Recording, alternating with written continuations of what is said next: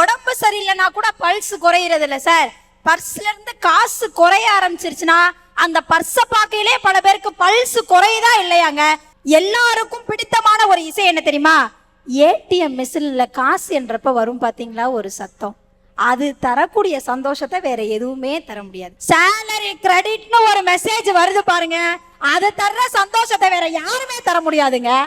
உண்மையா இல்லையா நடுவர்களே? சேலரி மெசேஜ் வந்தோடனே கார் டிவிக்கு டெபிட் 15,000 போகும் பாருங்க. அதை பார்த்து வந்த சந்தோஷம் 15 செகண்ட்லயே போகும். கடைசியில் நில் பேமெண்ட்ல 0 போட்டிருக்காங்க. ராஜன் பானை வேணும், அதை வைக்கிறதுக்கு ஒரு கேனை வேணும். என்னம்மா நீங்க ஏமா ஒரு இவ்வளவு பெரிய வயசு பிள்ளை வந்துட்டு இன்னும் பொங்க வைக்க தெரியலமா? காசு இருந்தாதான் திருவிழாக்கள் கூட தித்திக்கும், இல்லனா பொங்கலா இருந்தா கூட அது கசப்பாதாங்க போகும். சொன்னேன் கடையில நின்னுட்டே சொன்னேன், என் வீட்டுக்கார் வெள்ளம் வேணாண்டி செல்லும் அப்படின்ட்டாரு. ஏன் மாமா வெள்ளம் வேணான்னு சொல்றீங்கன்னு கேட்டதுக்கு, ஒண்ணு இல்லடி தங்கம், உன் கையால தொட்டு அந்த அரிசிய பானையில போடும் போதே பொங்கல் இனிப்பா மாறிடும். சார் உண்மையாவே இன்னைக்கு பல பேருக்கு உடம்பு சரியில்லைன்னா கூட பல்ஸ் குறையிறது இல்ல சார். பர்ஸ்ல இருந்து காசு குறைய ஆரம்பிச்சிருச்சுன்னா அந்த பர்ஸ பார்க்கையிலே பல பேருக்கு பல்ஸ் குறையுதா இல்லையாங்க. இந்த உலகத்திலேயே காசுன்றது ரொம்ப மிக முக்கியமான விஷயமா மாறிட்டு இருக்கா இல்லையா நடுவர்களே?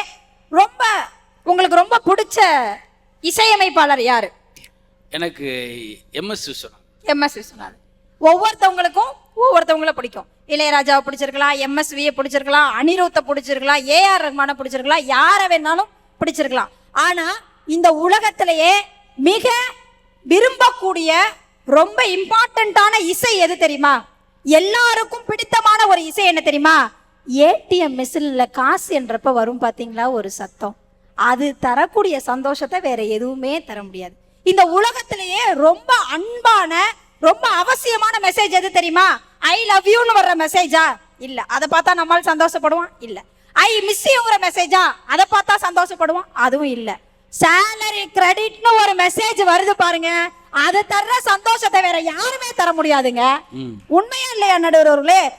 இப்ப பொங்கல் அது ஓகேதாம்மா. சேலரி மெசேஜ் வந்தோடனே கார் டிவிக்கு டெபிட் 15,000 போகும் பாருங்க. அதை பார்த்து வந்த சந்தோஷம் 15 செகண்ட்லயே போகும். கடைசியில் நில் பேமெண்ட்ல 0 போட்டிருக்காங்க. ராஜன் ஐயா, அதெல்லாம் உங்களை மாதிரி 11 லட்சம் போட்டு கார் வாங்கினவங்க கவலைப்பட வேண்டிய விஷயம். நாங்க கால்நடையாவே போயிட்டு இருக்கோம், நாங்க அதை பத்தி கவலைப்படுறதே இல்லைங்க ஐயா. 45 லட்சமா ஐயா? வயிற்றுச்சல் பிடிச்சாலும் பக்கத்திலே வச்சிருக்கீங்க, வலது கை பக்கமே வச்சிருக்கீங்க.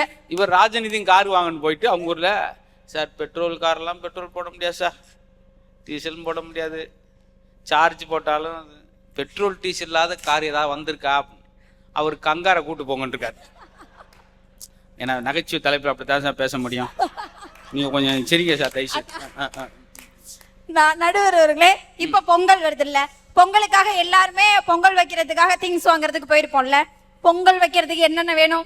அரிசி வேணும், பருப்பு வேணும், உளுந்து உளுதாங்க இல்ல உளுந்துல உட்காந்து கூட வைக்கலாம். எதுக்கு உளுந்து பானை இல்ல பிரண்டு, ஏலக்காய் வேணும், பானை வேணும், அப்புறம் என்னக்காய் வேணும், வெல்லம் வேணும், பால் வேணும், பானை வேணும், அதை வைக்கிறதுக்கு ஒரு கேனை வேணும். என்னம்மா நீங்க ஏமா ஒரு இவ்வளவு பெரிய வயசு பிள்ளை வந்துட்டு இன்னும் பொங்க வைக்க தெரியலமா? பால் வேணும், தேங்காய் வேணும், முந்திரி திராட்சை எல்லாமே வேணும், மஞ்சத்தூள் குங்குமம் எல்லாமே வேணும்.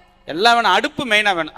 அடுப்பு மெயினா வேணும். இத பூரா வச்சுக்கிட்டு இருந்தீங்கன்னா அத வேகாது. ஆமா, இது எல்லாம் வாங்குறதுக்கு மெயினா என்ன வேணும்? காசு வேணுங்க. உண்மைதானங்க? காசு இருந்தாதான் திருவிழாக்கள் கூட தித்திக்கும், இல்லனா பொங்கலா இருந்தா கூட அது கசப்பாதாங்க போகும். என் வீட்டுக்காரர் நானும் நேத்து பொங்கல் திங்ஸ் எல்லாம் வாங்கலாமேன்னு போனோம். எல்லா திங்ஸும் வாங்கியாச்சு. எல்லாத்தையும் நான் செக் பண்ணேன். போகையில லிஸ்ட் எழுதிட்டு போயிட்டேன். என் வீட்டுக்காரர் வெல்லம் மட்டும் வாங்க மறந்துட்டார்.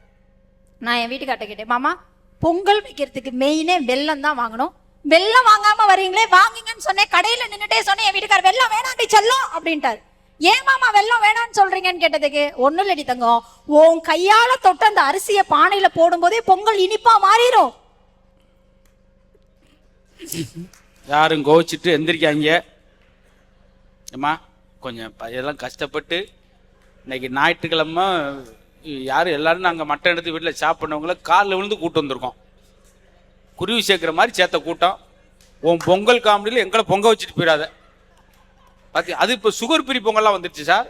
சுகர் பேஷண்ட் சுகர் பிரி பொங்கல் சாப்பிட்ற மாதிரி ஆயிடுச்சு. இப்போ தான் ஆடியன்ஸ் போக போகிறாங்கன்னு நினைக்கிறேன்.